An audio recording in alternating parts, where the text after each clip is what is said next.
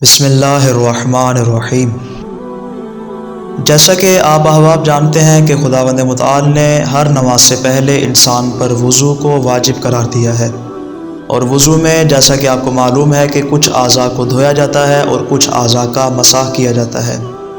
اور اس میں بھی خداوند متعال نے حکم دیا ہے کہ ان کے مابین ترتیب کا لحاظ رکھا جائے، یعنی اگر چہرے کو پہلے دھونے کو قرار دیا گیا ہے تو اس کو بازوؤں کے بعد نہیں دھویا جا سکتا، بازوؤں کو اگر بعد میں دھونا ہے تو اس سے پہلے سر کا مسح نہیں کیا جا سکتا، سر کا مسح کرنے کے بعد آخر میں پاؤں کا مسح کیا جائے گا، اس کو اس سے پہلے انجام نہیں دیا جا سکتا۔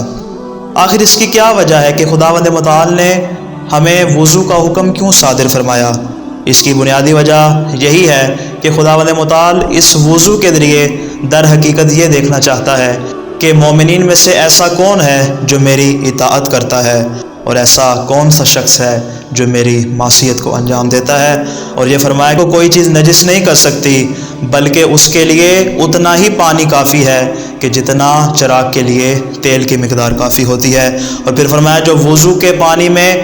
کثیر تعداد میں پانی استعمال کرے اور پانی کو حد سے زیادہ ضائع کرے تو گویا کہ وہ ایسے ہی ہے کہ جس نے وضو میں کسی طور پہ کمی واقع کر دی۔